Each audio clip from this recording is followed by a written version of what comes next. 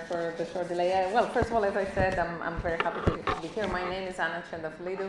I'm originally from Greece, but now I live in Canada, and I've lived for most of my life in Italy and also some other European countries. And I have had the pleasure to meet Zeynep through work. What is it, like 6, 7 years ago? And then it became like a true friendship, but also a set of wonderful collaborations. And again, I want to thank Zeynep and Zoner for their tireless coordination, academic and otherwise, that led us to a very successful project and to being here today. And big thanks to Maysam and Akdeniz University for hosting us. It's always a pleasure to be back in Turkey, and I feel a special relationship with someone who was born and raised just on the other side of the sea.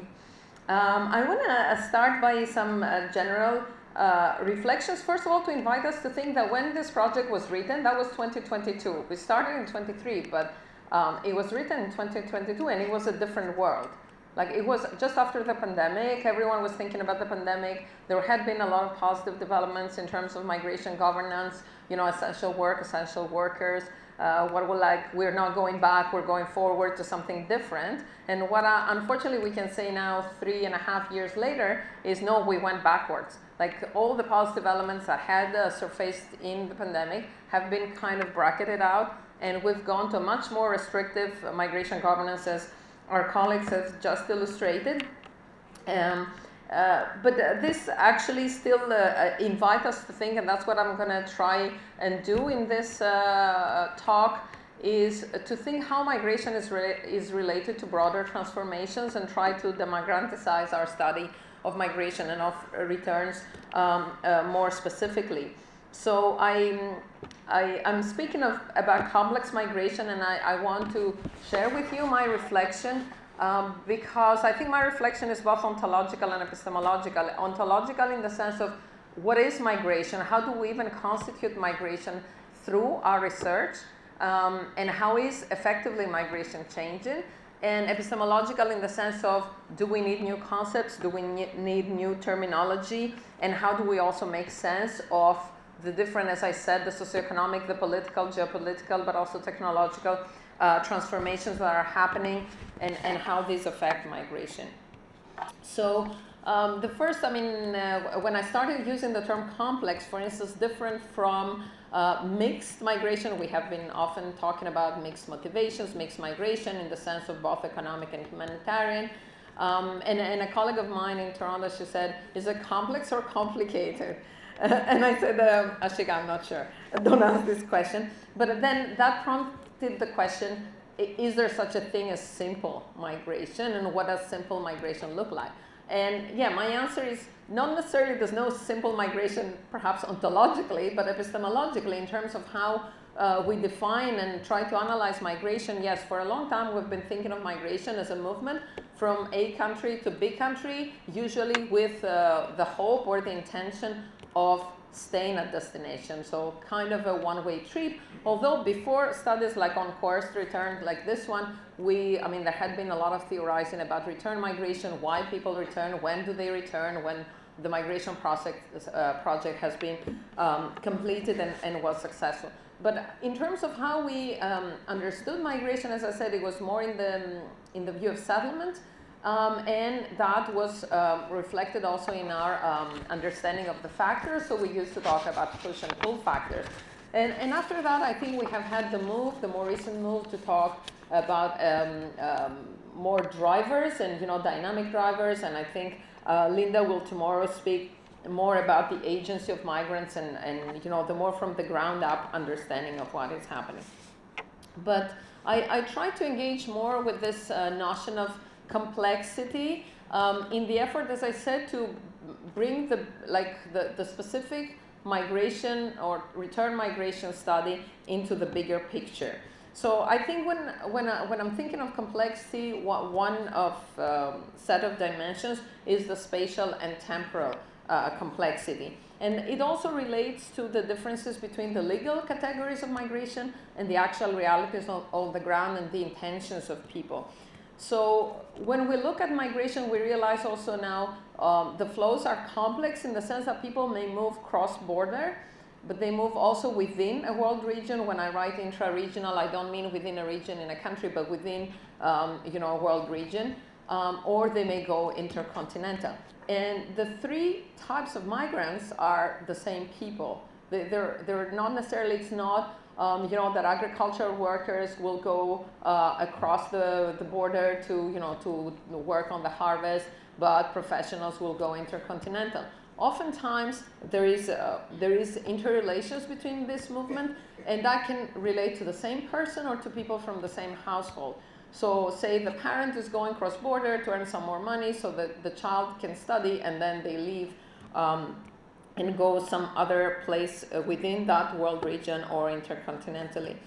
The other thing is, and we have seen a proliferation of terms Zeynep and Zoner were speaking earlier about onwards migration or remigration, and we have seen a proliferation of terms. I think time-wise, the first term was step migration, and it was used mostly for South and Southeast Asian migrations that were, the idea was, the researcher said, people plan the movement. So I go from the Philippines to Kuwait or the UAE to then go to the United States. Or I go from, India again to the UAE with the aim of then going to Germany.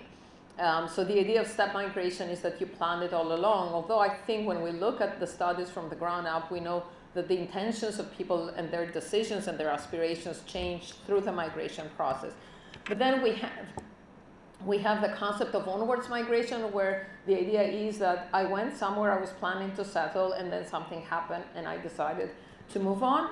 Or the notion of remigration, which is, as Zeynep was saying earlier, after return, I decide to remigrate, whether to the previous or a third country because the situation at the country of origin is not good enough.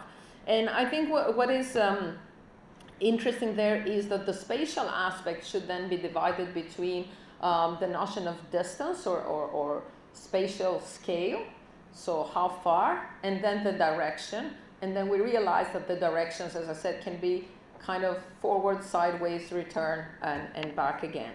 So that's what I mean in the sense of complexity. So that defies our earlier understanding that you go from A to B and you settle.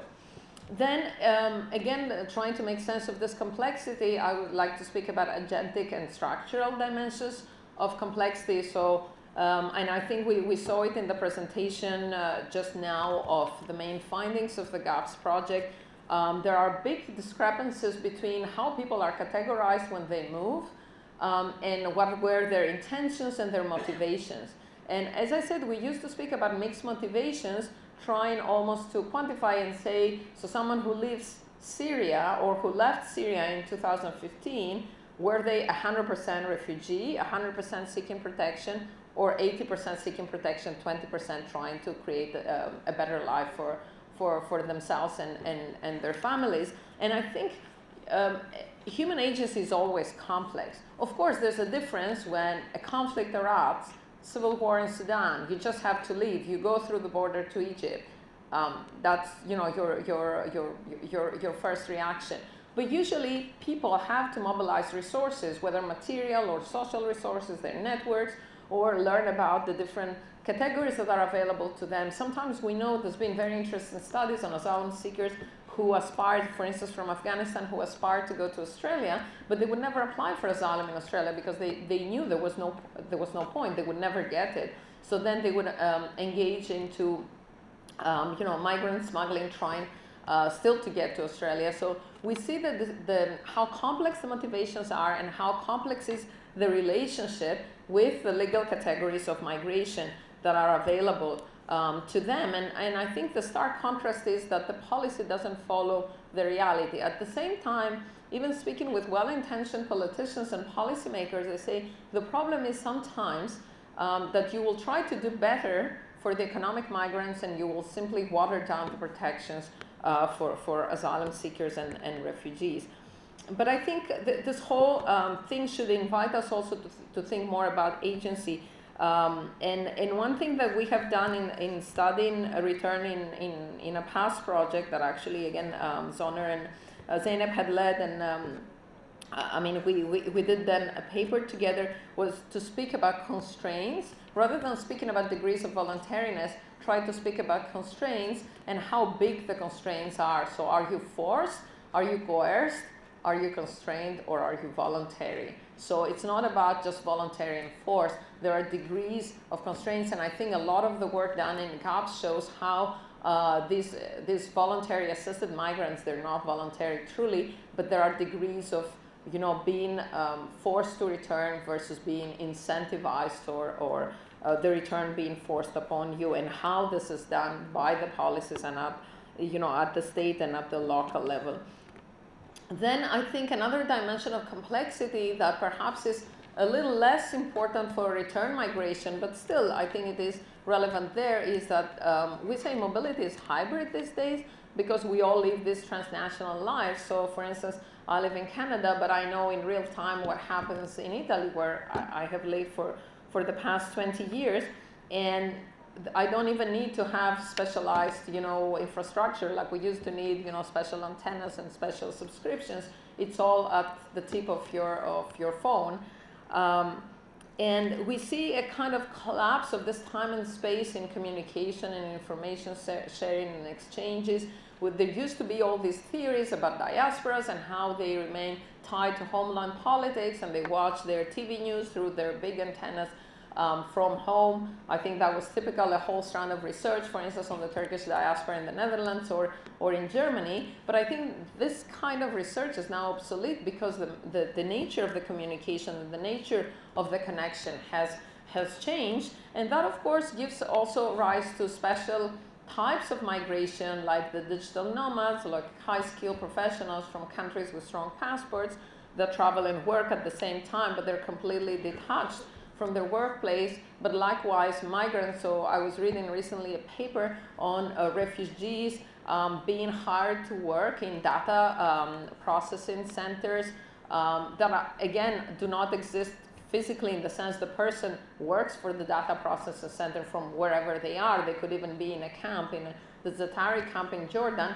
and work for this company that does data processing. And of course, this is all fueled by the technological transformations. But at the end of the day, I think we mustn't forget that even if work is placeless, people are in place. Like, they live somewhere, they eat somewhere, they sleep somewhere, and at the end of the day, they have to have some sort of status to continue their lives. So just taking my discussion of complexity a step further, I was trying to, as I said, demigranticize my thinking. So what does this tell us about our societies? In what ways are our societies complex in a different way than they have been in the past? And like I did my undergrad in sociology, and we were talking about you know, Max Weber and Durkheim and this sort of complexity and you know, differentiation of labor. But I think now we are in a completely different level of complexity that I think one of its main elements is its transnational character. For a very long time, the national state was the main frame of reference. So no matter what connections or no matter what complex identities people had, their life was framed within the national state. And actually that's what characterizes modernity. And while even as we speak, we are facing a moment of renationalization in many ways in global geopolitics, I think in a way there is no going back. Interdependency is a fact, both economic and political. Actually, what probably defines the chances of different states is the point in which the position in the global economy or in the global geopolitics of power, where they are integrated. And I think we have another great colleague here, Gerasimos Tsourapas, who speaks a lot about migration diplomacy and how, you know, the geopolitical aspect is connected with the migration aspect to negotiate your position. So Turkey, for instance, is a very powerful actor, but Jordan and Egypt are also powerful actors in negotiating and leveraging their influence. So I think what is in the way in which societies are complex today is very different than what it was before. And I think a lot of this has to do with the technology and the ways in which the technology integrates the political sphere, but also the economic sphere. And within this, where does this leave us in terms of agency? what can we do as people? So do we have more agency or less agency? Do migrants have more agency in navigating, you know, restrictive policies, finding out information, mobilizing resources, or do they have less agency? Because, for instance, yesterday I was going through border control here at Antalya Airport, and the border agent took a picture of me. And I have to say, this always gives me a bit shivers, because you're thinking we are data points. We're no longer people. We are data points. Not only our passports are securitized, but they have our like different countries implement different things.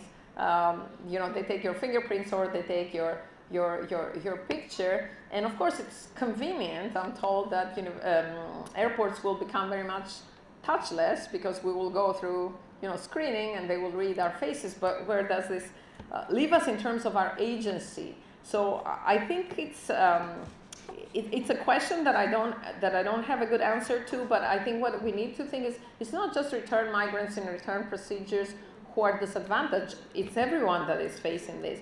And last but not least, in terms of this complexity, complex and customizable identities, again, technology allows us to remain connected with our communities, or even create new communities that are transnational. You know, young people today participate in transnational cultures. Say Korea pop, K-pop is transnationally known. But what does this mean in terms of politics? Because I think we're living in a very polarized world where, say, these same young people that have these very culturally transnational lives, or play games with, you know, e-game friends from Indonesia, but they're based in Canada, they can be also very, how can I say, nationally oriented in their politics, advocate for closed borders, feel that they need to go back to the nation state to protect their, you know, economic well-being or their cultural well-being. So I think this is something that we will have to deal with in the coming years and decades. Going to migration governance, what does complexity mean for migration governance? And again, what I write here, I take my inspiration from, as I said, a paper that we had done with Zeynep and Zoner about crisis governance, and probably that crisis governance was complex governance in the sense that it is multi-level, from local to national to transnational. It is, there are different actors involved, state and non-state, but even among the non-state actors, you can have international organizations, but you can also have international large NGOs, but you can have also very small local non-governmental organizations. Then that this kind of complex, or we may call it crisis governance, is fragmented and rapidly changing. And I think we're witnessing this today, particularly in this context of geopolitical and economic uncertainty, that policies on migration, including in a place like Canada, are changing quite fast. And then the infrastructures, I think there's been in the last 10 or 15 years a lot of talk and a lot of study, very good research on migration infrastructures, precisely to go beyond this push and pull factors and look at how migration happens and who are the intermediaries. And I think we need to add this new dimension. It's not just the physical infrastructures or the legal infrastructure. I think now we should talk more about the digital infrastructures of migration. I don't know why this is a bit eaten up here.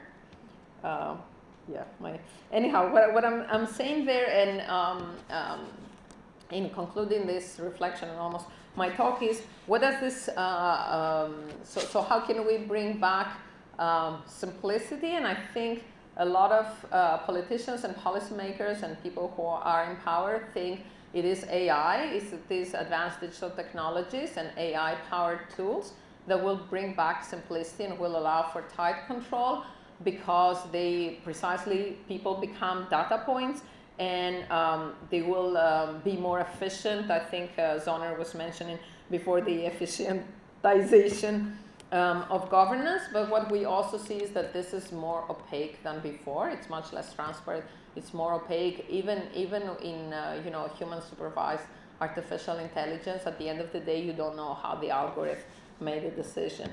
Yeah, I don't know why this is. Probably it's a problem of the screen. But coming to my reflection on complexity in governing returns, I think all these dimensions of complexity that I discussed are visible in the governance of returns. And of course, here we're not talking about voluntary returns, returns for like, the migrant feels their project is concluded, or for some other reason, which can be family or economic, they're going back to their country of origin. Here we're talking about forced return or coerced returns in different degrees of coercion and constraints. And here too we see actually gaps, and the many case studies and great papers that have been developed in the project show how people have degrees of agency and how they navigate those constraints, the limits of their agency, the fact that sometimes they cannot overcome the restrictive policies, but also the power that they have in navigating these. The discrepancies of temporalities, what is long-term, what is short-term, what is a precarious legal status and how it can become long-term, but also vice versa. And the multiple directions of mobility. I think the general public and often policymakers think return is just, return to where you came from. But again, as Zeynep was saying earlier, the return where you came from in many communities doesn't exist because the community doesn't exist, the city, the town doesn't exist as it was.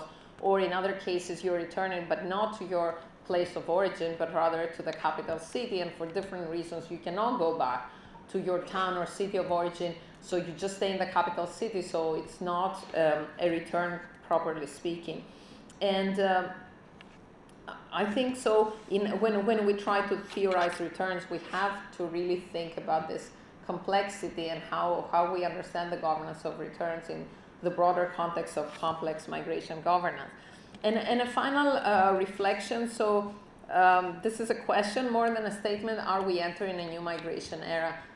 You remember, again, maybe 25 years ago, there was this book, The Age of Migration, and it has gone through many editions, which was basically saying, yes, we are entering a new era of increased mobility. And the question is whether now we're entering a new migration era, and what does this look like? I think it's important to keep in mind the broader phenomena that mark our world. So climate change, for one, that affects us all, of course in different ways, but affects us all.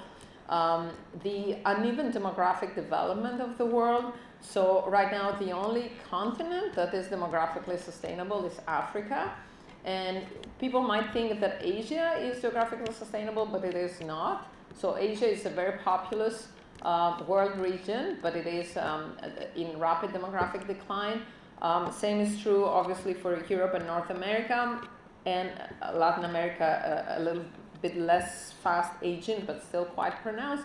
And when we look at this demographic unevenness in specific countries, it is how can I say, it is shocking, actually. For instance, Central and Eastern European countries, many of them have lost 15 to 20% of their population compared to the 90s. And how does this couple with very anti-immigrant, attitudes and policies? That is difficult to understand. And of course, I think technology is changing work. So does this mean that we'll no longer need to migrate, but that we will be able to work transnationally? Is this the answer to migration? And of course, I think if we look at the most recent developments, just as we speak, in the last year, marked by the Trump administration in the United States, is that we are facing actually a stark return to power politics and a renationalization of politics. But I'm also proud to say that the Canadian Prime Minister yesterday in Davos gave a very powerful speech speaking about the power of the powerless and the power of middle powers like Canada. So I want to leave us with that positive note to say, not all is lost, and probably we can also see, different from what you said, Soner, there's no positive, how can I say, findings from gaps that we can see a better, more human rights-based migration governance, including return governance. And thank you very much.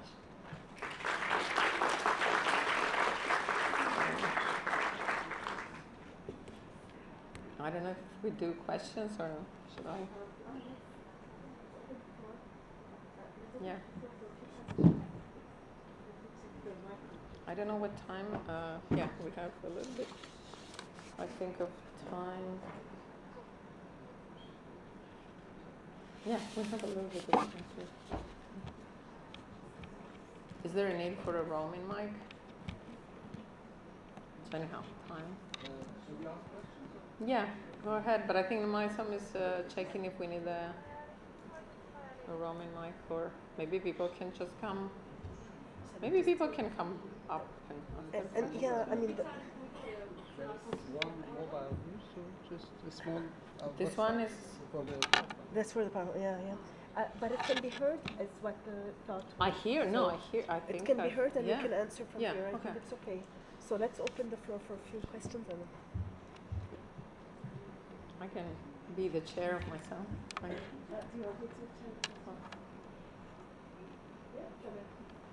Thank you, Anna. Very thought-provoking presentation. I have two questions.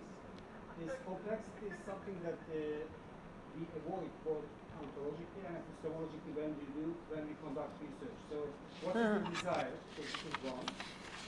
And then one definition of governance is reduction of complexity, attempts of reduction of complexity. Considering the ever-increasing complexity of migration and including returns, so then do you think migration is governable at both global, national, and local level? And both for states, is this something governable? And also including migrants. Do they really decide their trajectories, or they are floating, or they are giving just short-term decisions? Thank you. Yeah, very good question. Yeah, I'll take one. a few more, yeah. and then we can. Any more questions in the audience? It was all very clear.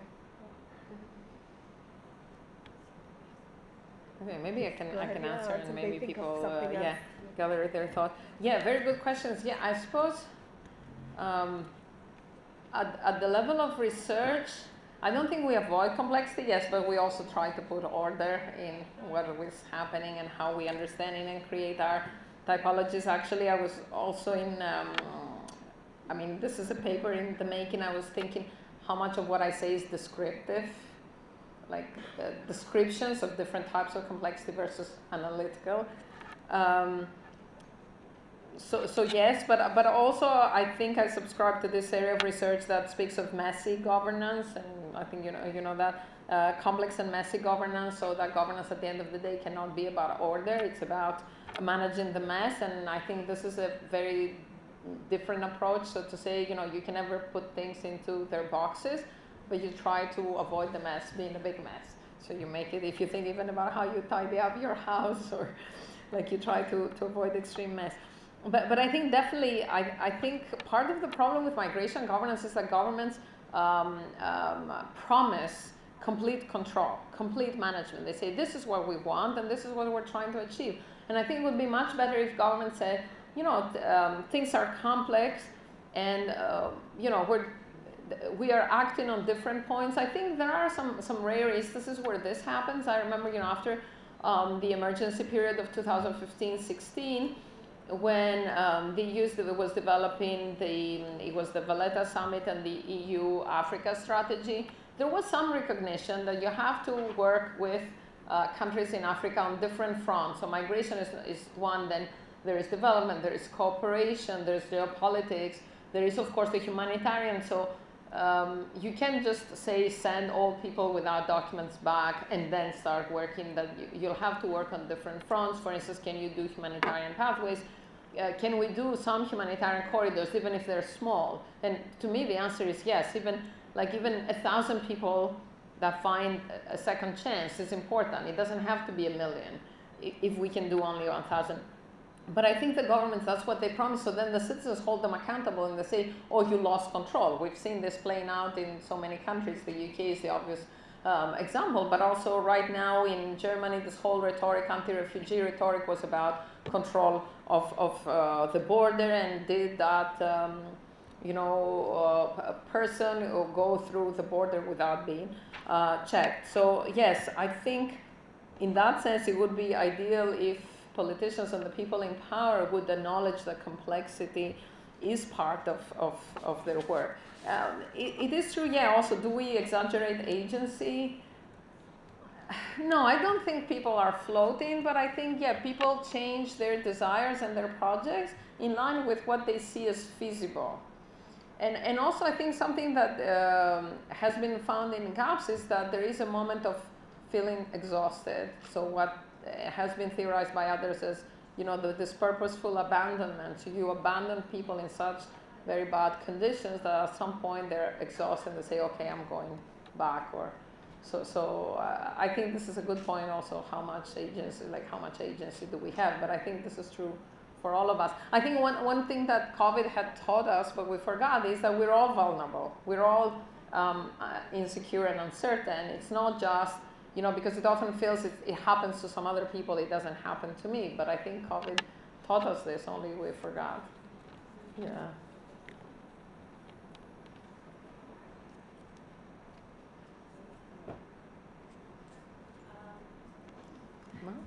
So I had a question. Maybe present yourself. Oh, my name is Emma. I work in Toronto Metropolitan University in Canada.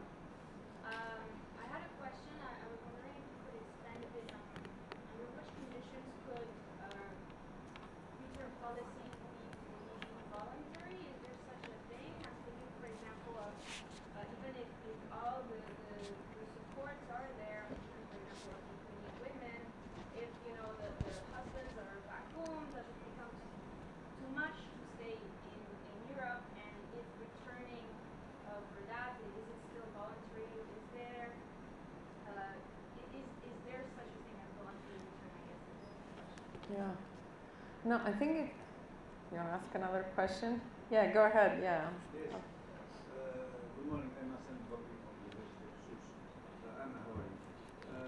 Just a question about hidden aspects of work complexity theory.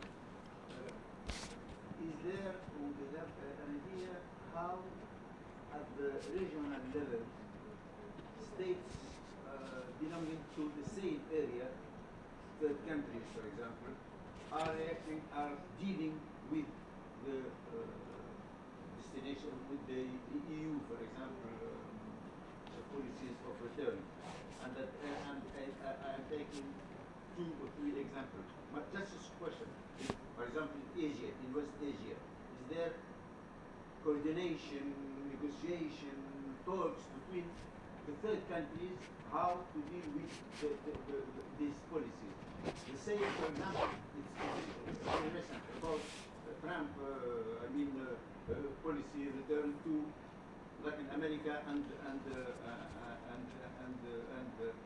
more beyond. Yeah. Is there some coordination inside the area? And of course, in the Africa, in the African Union, we never seen anything about coordination between third countries in North Africa, in Sahel countries, or the West African area, and all this. Yeah, thank you very much. Yeah, I can answer. You're asking if can return be voluntary? In the classical research on migration, on return migration, as I said, there's the completion of the migration project. For instance, Jean-Pierre Casarino was talking about the maturity of return. So did you achieve your aims? Are you are you going back, say, upon retirement, or you managed to do what you wanted to do and for different reasons decide to go back, reinvest, or start work in your country of origin? So I think that return can be voluntary. Of course, any agency is subject to constraints. So everyone is subject to constraints. In terms of, say, return after apprehension, basically, because that's what we're talking about, or return when you have insecure status or irregular status. I think there can be a degree of voluntariness, as I said, in the sense if you realize that things are really hard, then maybe you can try again, or you can go back to your country of origin with the aim of moving to a different country. The question is how much you can mobilize resources that are financial and social in terms of networks, your own human capital resources if you're educated or a profession, but also I would say the legal resources are their avenues. We see that often migrants navigate very skillfully the avenues that are available to them. So for instance, can I apply for an international student permit instead of a work permit? Or can I apply for asylum instead of work? And what is available to me? And I think one thing that, again, we don't see enough of in the migration, I think in the migration governance literature we do see that. And again, Linda will talk more about that tomorrow. But I think the policymakers don't realize that migrants are not passive recipients of policies, but they navigate actively the policy. So, and also it is perhaps, again, an epistemological question to say what are the degrees of voluntariness? And I think this is important not to lose sight of that. In terms of, thank you for the question about regional governance. Certainly, I think regional governance is emerging as important, but we saw it as more important and more positive at the time of the Global Compact in 2018, and the run-up to the Global Compact between 2016 and 18. We saw, for instance, African countries did a lot of regional consultations and managed to get some of their points through. But now I think we see a bit of a dismantling of that. And it is interesting, for instance, Mercosur, which is a union that includes most Latin American countries, and for those who don't know, citizens of Mercosur countries can circulate freely among Mercosur countries, and that has been an important element that has facilitated the Venezuelan, the Venezuelan out-migration towards neighboring countries. But we don't see a regional response to what is happening now, and I think that's a very good point, and perhaps that's what we need more of.